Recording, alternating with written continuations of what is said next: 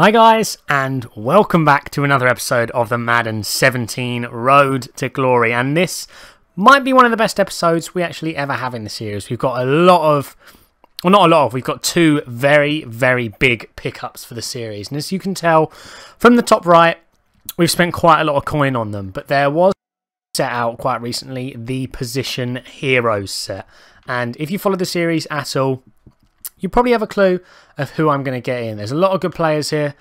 Olivier Vernon, got Sue in there as well. Could be a good addition. But quite obviously, the player I'm going to get into the team is Darius Slay. So I think I've picked up every single card that needs to be picked up for this set so far. It's going to take quite a while to go through and just check off all the players. But if you guys, I know last episode I did ask for free safety suggestions, and I got quite a few good suggestions in there that I definitely will be taking notice of. So Brian Dawkins is definitely one. We got Team of the Year, Devin McCourty also in there, who I have looked at because I think this is Tip Drill is the name of the chem. I'm quite interested to see just how it works, to be honest, because when balls are popped up in the air, the CPU does tend to drop them a lot of the time. And I don't know how much it'll make a difference having that chem. You know, if you end up getting the pick sort of every single time or not. But we're getting towards the end of the set. And the thing that I'm concerned about Devin McCourty is he has very, very low hit power. So he's good in coverage, but playing the run, he will not be good. So that's something I'm a little bit concerned about. Whereas Brian Dawkins obviously is good in every scenario. But this is the main reason we are here for the episode. We are getting in the big playmaker, Darius Slay. So we get a little position hero reward pack as well. Not sure what we get in this. I'm guessing it's the two team hero collectibles, which we can't actually use for anything yet. So I'll keep them in the binder. I'm sure a lot of people have loads of them left over anyway, but I haven't, so I'll just keep them in the binder for now. But we'll see how good Darius Slay actually looks in the team. I think I'll put him as corner number 2, just because Dion, he's so good in coverage. Keeping him as the number 1 corner just seems like a good idea to me. But we also have another pickup in the cornerback position. We have Champ Bailey, who is already up to a 95 overall. We'll see how he goes to when we put Darius Slay in. That'll get us up to T2 in Lockdown Chem. That card looks absolutely unreal. He goes up to a 98 overall, and Champ Bailey up to a 96. So that is unreal. Let's look at his stats. He's got 94 speed, 93 zone, 94 acceleration, and 95 agility. He just looks so, so good. And with that Lockdown Chem up to T2, we can get different chems on our safeties, which is huge. But he's 98 overall, and I think if we just get Edge Setter in there, upgraded just a little bit more, maybe that to T2, he might actually end up going to a 99 overall. So we potentially have a 99 overall in the team with 1.4.5 million still left to spend. So I'm not sure whether I'm going to keep him in the team for very long. We did put him together for 500k, and you can actually end up selling him for around 850k at the moment, so we're going to make some healthy profit on him. But overall, that card just looks absolutely ridiculous. Plus, he gets everyone else on the team up a few ratings. So our cornerback rotation looks unbelievable. I think I'm going to put Ramsey as number 4, because he just plays so well as well. For a 91 overall, if you don't use this card, pick it up, because it's pretty damn cheap and he plays out of his mind. So he's up to a 93 for us already, as you can see there. We've got Sam Madison as 5 just because he's never let me down, to be perfectly honest. It's quite hard to replace someone who hasn't been bad for you. But for this episode, what I'm going to do is I'm just going to get into some gameplay, because I'm really excited to use these new corners. Hopefully you guys, do enjoy it, this addition to the team. We will be changing up the safeties next episode. So once again, thank you for everyone who did comment last episode on that. But if you do have any other suggestions, do let me know down in the comments. But for now, if you enjoyed the video, drop a like on it, subscribe to the channel, but we will jump into some gameplay. So guys, this gameplay is long overdue. I think when I'm going to release this tonight, but this gameplay was actually from about 1, maybe even 2 weeks ago, and I know I haven't released a video for quite a while. It's just the state Madden's in isn't making me want to play it that much, to be honest. You know, I still am enjoying the game a little bit here and there, but just on the whole, the amount of stuff that happens in the game that shouldn't happen just makes the game, it makes you not want to play the game as much, to be perfectly honest. I think a lot of people are feeling the same way, considering I think the game is, well, not slowly dying. I think it died pretty damn quickly this year compared to previous years. And I think the easiest way to tell that is just it's taken so long to find a game, just, you know, in head-to-head, and the fact that there's so few cards on the auction block compared to sort of a month, 2 months ago. And with the football season ending, that is expected. I mean, a lot of people are just going to stop playing with the football season over. You know, it doesn't give them the motivation to play that you think it would. But I mean, plays like that, I mean, Blunt actually fumbling, it did get turned over, but it's just stuff like that shouldn't happen. He has 96 carrying and 96 tracking. He should be tracking over that guy at the least, and definitely not fumbling.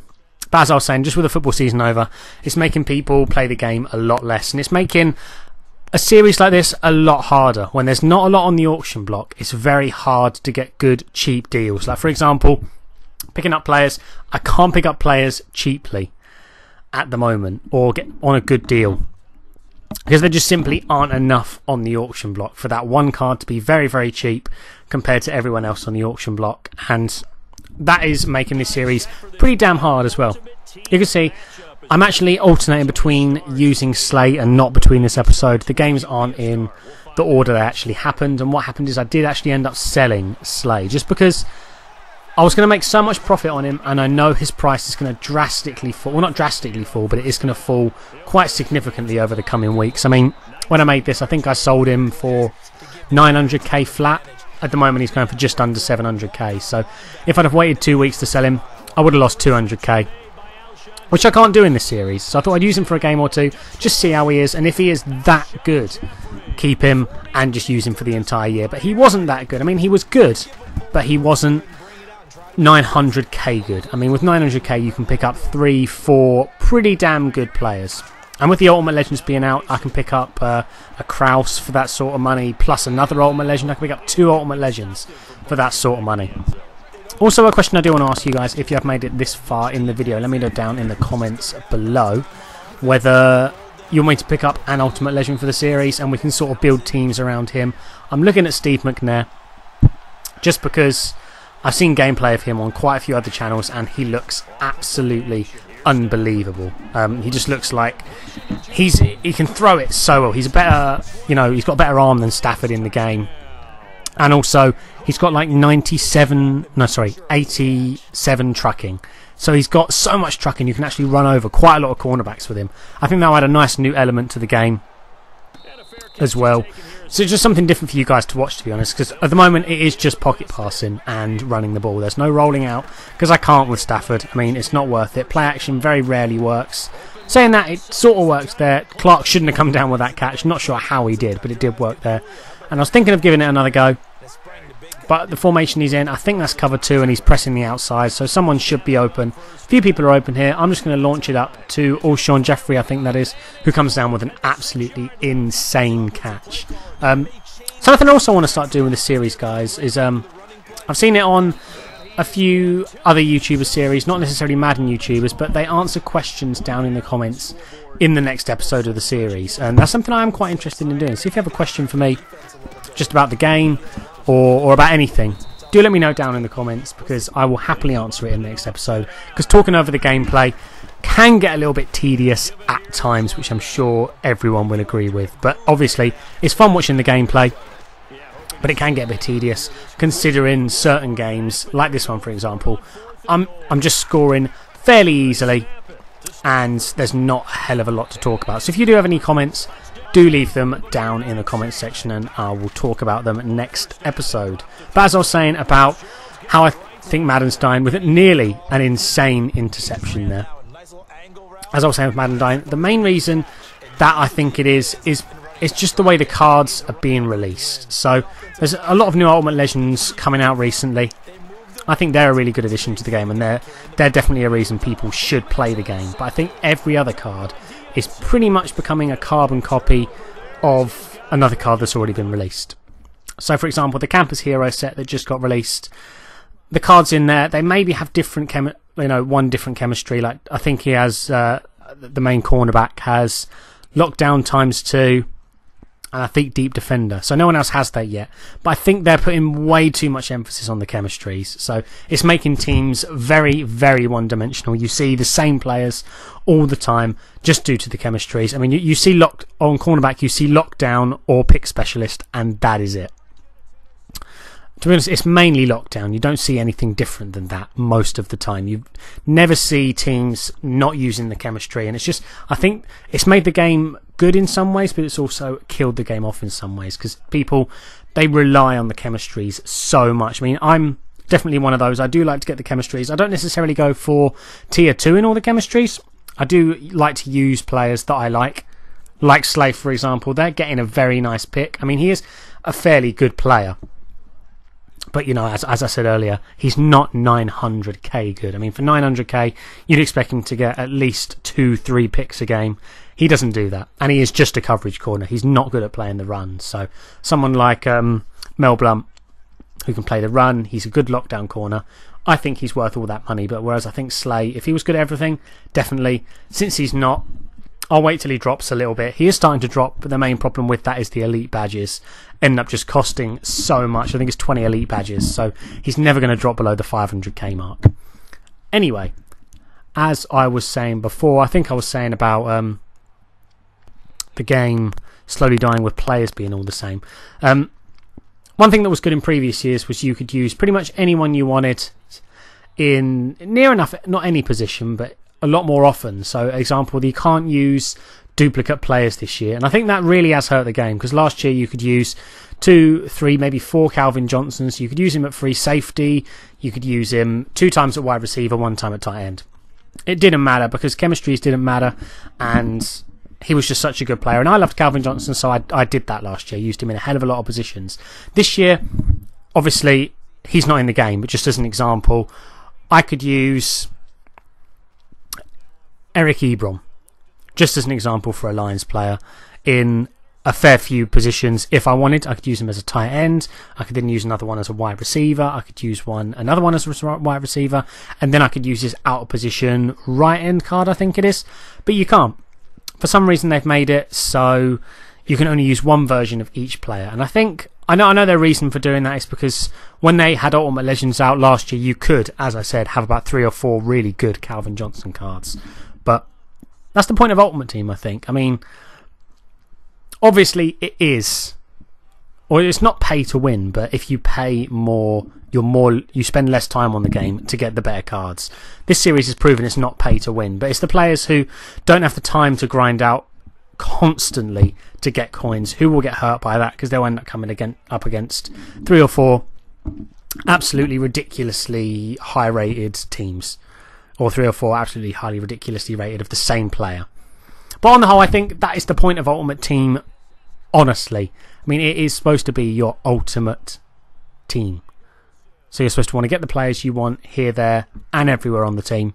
And I don't think you can do that as much this year, just because of the chemistries and because of not being able to use the same player in more than one position. Like, if you have a favourite player, you want to use him as much as you can.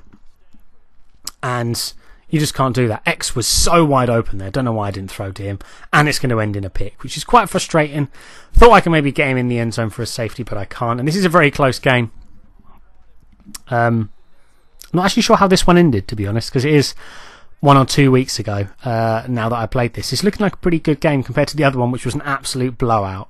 But anyway, I'll start talking about the game a little bit more now. My opponent was actually pretty decent from what I remember in this one. I wouldn't put it in unless he was decent. And if I have a blowout, I'm going to have a very close game in the second one. We do force him to a field goal there. I think he ran down the clock a little bit, relying on his defence, which, you know, was performing pretty well up to this point. I only got 1 touchdown in 3 quarters of football, which shows he knows how to defend. He knows how to lock things up.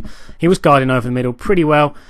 If I had McNair there, I think that would have been a whole different play. I could have, you know, got out of the pocket or something like that, but Stafford's just so slow. I mean, he's not actually that slow, but they make him so slow in the game, which is quite frustrating. As you can see, just lurking over the middle. I know he's going to follow the first crossing route, so I'm going to throw it to the second one. Pretty lucky not to fumble, but trying to get the run game involved where I can with LeGarrette Blount. who I might replace, to be honest, just because he fumbles so often. For someone with 96 carrying, you'd expect him to fumble once, maybe every 3 or 4 games. Fumbles near enough every game for me, and it really does end up costing me. So I'm thinking I'm going to get rid of him.